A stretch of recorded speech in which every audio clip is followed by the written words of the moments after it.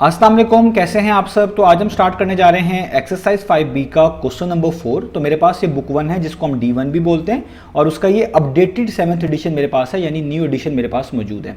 इस new addition का ये चैप्टर नंबर 5 चल रहा है। मैंने इस चैप्टर नंबर 5 के नेम से एक सेपरेट प्लेलिस्ट बना दी है, उसका लिंक भी नीचे डिस्क्रिप्शन में दे दिया है ताकि आपको इस चैप्टर से रिलेटेड तमाम सोल्यूशंस एक ही जगह पर आसानी से मिल सकें। इसके अलावा आपको डिस्क्रिप्शन में मेरे फेसबुक पेज का लिंक भी मिल जाएगा, आप इसी फेसबुक पेज के थ्रू अपने क्वेश्चंस को, सजेशंस को मुझ तक भी पहुंचा सकते हैं। तो आइए स्टार्ट कर लेते हैं क्वेश्चन नंबर 4 को। मैंने क्वेश्चन नंबर 4 को और इसके तमाम पार्ट्स को नीचे नोट डाउन कर लिया है, वहीं से हम इसको रीड करेंगे, समझेंगे और सॉल्व करना शुरू करेंगे। तो अब आपको सामने स्क्रीन पर क्वेश्चन नंबर 4 की स्टेटमेंट लिखी हुई नजर आ रही है और नीचे ए से लेकर डी तक पार्ट्स डिफरेंट मेंशन्ड हुए हुए नजर आ रहे हैं। तो हम पहले स्टेटमेंट को रीड कर लेते हैं। तो यहाँ पे लिखा हुआ है simplify each of the following expressions. तो आपसे कहा जा रहा है नीचे ए से लेकर डी पार्ट तक जो डिफरेंट एक्सप्रेशंस गिवन है, जिनको आप अलजेब्रिक एक्सप्रेशंस भी कह सकते हैं, इनको सिंप्लीफाई करके आपने दिखाना है। अब सिंप्लीफाई करने का क्या मतलब होता है? सिंप्लीफाई करने का मतलब होता है चीजों को सिंपलर फॉर्म में कन्वर्ट कर देना, क्योंकि हमारे पास यहाँ पे अलजेब्रिक एक्सप्रेशंस मौजूद हैं। अगर आप इन अलजेब्रिक एक्सप्रेशंस को इससे भी ज़्यादा सिंपल फॉर्म में कन्वर्ट कर देंगे तो यही कहलाएगा इनकी सिंप्लीफिकेशन। अब आप देख सकते हैं इन अलजेब्रिक एक्सप्रेशंस में डिफरेंट टर्म्स मेंशन्ड है। इनमें से जो टर्म्स ऐड हो सकती हैं उनको ऐड कर देना और जो सब्ट्रैक्ट हो रही हैं उनको सब्ट्रैक्ट कर देना ही इनकी बेसिकली सिंप्लीफिकेशन कहलाएगा। तो हम इन क्वेश्चंस को कैसे स्टार्ट करेंगे? तो आइए सबसे पहले बात कर लेते हैं पार्ट नंबर ए की। इसी के जरिए हम चीज़ों को समझेंगे और इसी तरीके से आगे बाकी पार्ट्स को भी सॉल्व करेंगे।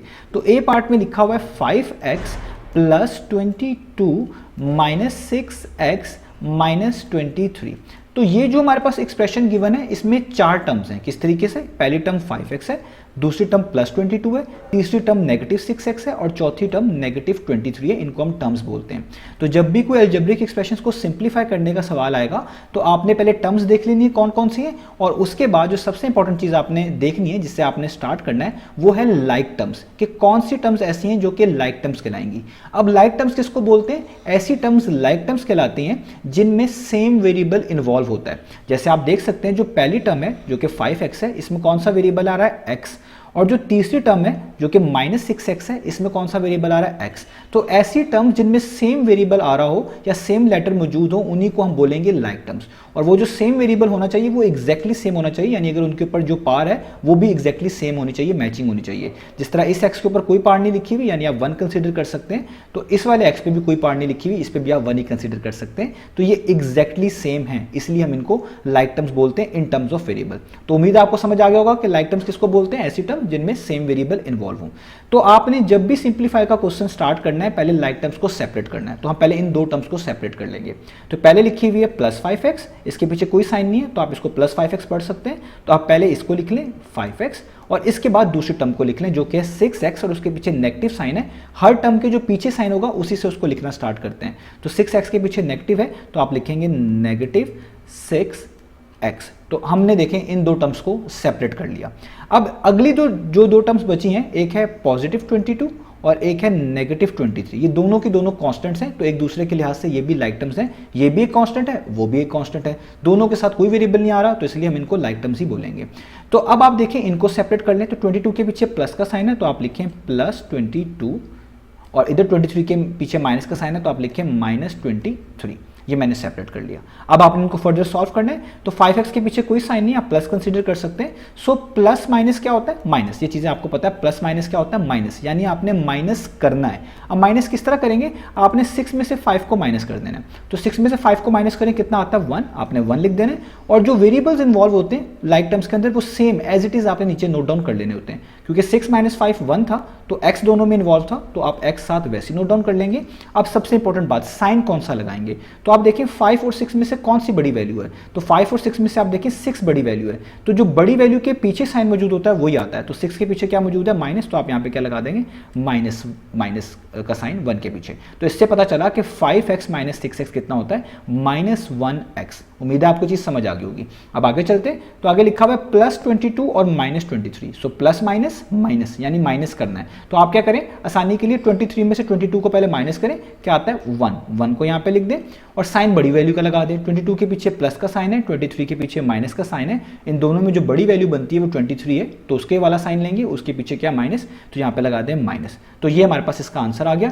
इसी चीज़ को आप ऐसे भी लिख सकते हैं, याद रखिएगा ये दोनों का मीनिंग सेम है। हम यूजुअली एक्स के साथ जो ये 1 होता है इसको मेंशन नहीं करते, तो जस्ट हम इसको ऐसे भी लिख सकते हैं माइनस एक्स और -1, यानी ये जो x का कॉफिशेंट है इसको हम कॉफिशेंट बोलते हैं, अगर वो 1 हो तो इसको यूजुअली मेंशन नहीं किया जाता, आप कर भी देंगे कोई इशू नहीं है। तो ये दोनों ही इसके आंसर के तौर पे लिखे जा सकते हैं। तो हमारे पास इसका आंसर आ गया -x -1। तो ये हो गया हमारे पास ए पार्ट। अब चलते हैं बाकी पार्ट की तरफ, यानी बी पार्ट की तरफ।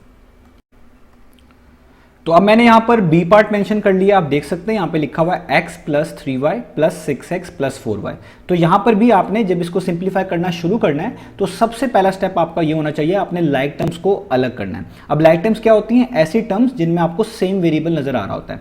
जैसे आप देखें जो फर्स्ट वाली टर्म है इधर x लिखा हुआ है, इसको आप यूं भी लिख सकते हैं 1x। इन दोनों के मीनिंग सेम होते हैं, इससे कंफ्यूज ना होइएगा, x के साथ आप खुद से 1 लगा सकते हैं अपनी आसानी के लिए।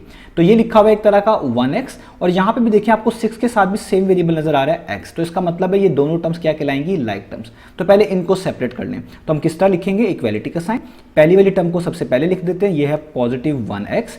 आगे आप देखिए 6x को लिखेंगे, हर टर्म के पीछे जो साइन होता है वही मेंशन करना होता है। 6x के पीछे पॉजिटिव का साइन है तो आप लिखेंगे +6x। तो देखिए हमने इन दो टर्म्स को मिलाकर, या आप कह लें सेपरेट करके लिख लिया।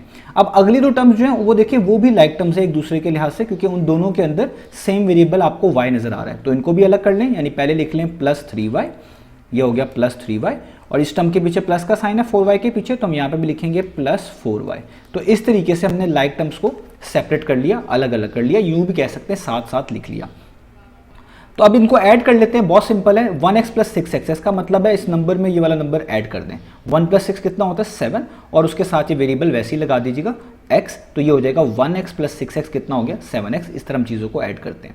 इधर भी आप देखें +3y और +4y या प्लस ही होता है, यानी आपको प्लस ही करना है, सिंपल है। तो 3 में पहले 4 को ऐड करें, 3 + 4 कितना होता है 7, और y वेरिएबल जो है वो इसके साथ वैसे ही लगा दें इस तरीके से। इसको आप कह सकते हैं 3y + 4y कितना होता है 7y, और बीच में साइन पॉजिटिव ही का आएगा क्योंकि दोनों नंबर्स के साथ एक जैसे साइन है। जब दोनों नंबर्स के साथ एक जैसे साइन हो तो फिर वही साइन यहाँ पे लगाते हैं। और अगर आप इस तरह भी समझना चाहें कि जो बड़ा नंबर होता है उसका साइन आता है, तो 3 और 4 में जो बड़ी वैल्यू बनती है वो 4 की है, और 4 के पीछे प्लस का साइन है, तब भी यहाँ पर प्लस ही आता। तो इससे पता चलता है बी पार्ट का, यानी बी पार्ट में जो एक्सप्रेशन दी हुई है वो सिंपलर फॉर्म में लिखी जाएगी 7x + 7y की फॉर्म में। तो ये हमने इसको सिंप्लीफाई कर लिया। अब चलते हैं सी पार्ट की तरफ। तो अब आपको सामने स्क्रीन पर सी पार्ट लिखा हुआ नजर आ रहा है। इस एक्सप्रेशन को भी जब आप सिंप्लीफाई करेंगे तो पहला स्टेप यही करना है कि आपने लाइक टर्म्स को अलग करना है। और लाइक टर्म्स मैं आपको बताता आ रहा हूं कैसी टर्म्स को बोलते हैं।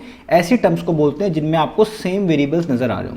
जिस तरह आप देख सकते हैं जो पहली टर्म लिखी हुई है जो कि 6xy है, इसमें वेरिएबल है x और y, और इसी तरह के दोनों वेरिएबल्स आपको इस वाली टर्म में नजर आ रहे हैं जो लिखा हुआ है -2yx। याद रखिएगा x और y की अरेंजमेंट आगे पीछे होने से कोई फर्क नहीं पड़ता, x y का भी वही मीनिंग है जो yx का मीनिंग है। तो इन दोनों में सेम वेरिएबल्स आपको नजर आ रहे हैं, तो ये दोनों एक दूसरे के लिहाज से कहलाएंगे कि ये दोनों लाइक टर्म्स हैं, एक जैसी टर्म्स हैं। तो सबसे पहले इनको नोट डाउन करेंगे, हम इक्वालिटी का साइन लगाएंगे, लिखेंगे 6xy, ये हमने लिख लिया।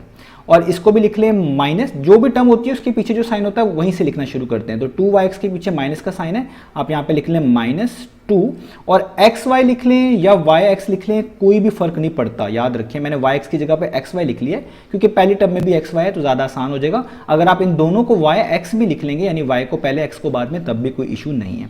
तो ये दो टर्म्स तो सेपरेट हो गई। अब अगली दो टर्म्स की बात करते हैं। आप देखें ये लिखी हुई है +13x और ये लिखा हुआ है -5x। इन दोनों में भी देखिए सेम वेरिएबल x है, यानी ये भी एक तरह की लाइक टर्म्स हैं। तो इसलिए आपने क्या करना है, इन दोनों को सेपरेट कर लेना है। तो 13x के पीछे पॉजिटिव साइन है तो आप यहाँ पे लिखेंगे +13x, और यहाँ पे 5x के पीछे नेगेटिव है तो ये हो जाएगा -5x। अब आगे सॉल्व करते हैं। अब देखिए ये +6 है, ये -2 है, प्लस माइनस माइनस, यानी माइनस करना है, बहुत सिंपल है। 6 में से आप पहले 2 को माइनस करें, 6 - 2 कितना होता है 4। वेरिएबल साथ वैसे ही लिख देने होते हैं, तो एक्स वाई साथ वैसे ही लिख दें। और साइन बड़ी वैल्यू का 6 और 2 में से 6 पड़ा है, उसके पीछे प्लस का साइन है, तो यहाँ पे आप देख सकते हैं प्लस का साइन ही लिखा हुआ है। आप यहाँ पे लगा लें तो भी ठीक है, ना भी लगाएंगे तब भी इसका मीनिंग यही लिया जाएगा कि ये पॉजिटिव है। आगे चलते हैं तो यहाँ पे लिखा हुआ है प्लस 13x और माइनस 5x, तो प्लस माइनस माइनस यानी माइनस ही आपने करना है। तो आपने क्या करना है 13 में से 5 को क्या कर देना है माइनस। तो जब आप 13 में से 5 को माइनस करेंगे तो कितना आएगा 8, तो इसलिए आपने यहाँ पे लिखना है 8। वेरिएबल साथ वैसे ही आता है, x वैसे का वैसे ही, और साइन बड़ी वैल्यू का 13 और 5 में से 13 बड़ा है, उसके पीछे प्लस का साइन है तो यहाँ पे क्या आ जाएगा प्लस का साइन। इसका मतलब है सी पार्ट का आंसर आ गया 4xy प्लस 8x, यही हमने फाइंड आउट करके दिखाना था। तो अब आपको सामने स्क्रीन पर पार्ट नंबर डी लिखा हुआ नजर आ रहा है। यहाँ पे लिखा हुआ है 6x minus 20y plus 7z minus 8x plus 25y minus 11z। तो इस एक्सप्रेशन को भी अगर आपने सिंप्लीफाई करना है तो पहला स्टेप यही करना पड़ेगा कि आपने उन टर्म्स को ढूंढना है जो कि लाइक टर्म्स हैं, या आप यूं कह सकते हैं जो एक जैसी हैं, जिनमें सेम वेरिएबल आपको नजर आ रहा है, उन्हीं को हम लाइक टर्म्स भी बोलते हैं। तो आप स्टार्ट करें पहले x से, तो देखें यहाँ पे लिखा हुआ है 6x, इसमें आप देख सकते हैं वेरिएबल x मौजूद है। इसी तरह का सेम वेरिएबल यानी x आपको इस टर्म में भी लिखा हुआ नजर आ रहा है जो कि है माइनस 8x, आप देख सकते हैं यहाँ पे भी x है। तो पहले तो इन दोनों को सेपरेट कर लें, तो आप लिखेंगे 6x और इस टर्म के पीछे माइनस का साइन है तो लिखेंगे माइनस 8x। तो x वाली टर्म्स अलहदा हो गई। अब y वाली टर्म्स की बात कर लेते हैं, अगर मौजूद हैं तो बिल्कुल मौजूद हैं। आप देख सकते हैं यहाँ पे लिखा हुआ है माइनस 20y, इसमें वेरिएबल y है, और ये जो टर्म यहाँ पे लिखी हुई है जो कि है प्लस 25y, इसमें भी वेरिएबल y है। तो ये दोनों टर्म्स भी एक तरह की लाइक टर्म्स हुई, तो इनको भी सेपरेट कर लें। तो 20y से लिखना स्टार्ट करें तो इसके पीछे माइनस का साइन है तो आप लिखेंगे माइनस 20y, और इस टर्म के पीछे प्लस का साइन है तो आप लिखेंगे प्लस 25y। तो y वाली टर्म्स भी अलग हो गई। अब जो दो टर्म्स बची हैं जाहिर बात है अब उन्हीं को लिखना पड़ेगा, वो हैं भी लाइक टर्म्स, क्योंकि दोनों में आप देख सकते हैं वेरिएबल क्या आ रहा है z, यहाँ पे लिखा हुआ है 7 के साथ z और यहाँ पे लिखा हुआ है 11 के साथ z, तो इनको भी साथ लिख लेते हैं। तो ये लिखी हुई है पॉजिटिव 7z और ये लिखा हुआ है माइनस 11z, ठीक है। अब इनको सॉल्व करें तो देखें ये 6x के पीछे कोई साइन नहीं है, आपने हमेशा पॉजिटिव कंसीडर करना है। तो प्लस माइनस क्या होता है माइनस, यानी माइनस कर देना है। अब किस तरह करेंगे, आसान तरीका ये, आप 8 में से 6 को पहले माइनस कर दें। 8 माइनस 6 कितना होता है 2, वेरिएबल साथ वैसे ही लिख दे x, और साइन बड़ी वैल्यू का लिखिए। 6 और 8 में से कौन सी बड़ी वैल्यू है 8, उसके पीछे कौन सा साइन है माइनस का, तो यहाँ पे क्या लगा दें माइनस। ये तरीका होता है।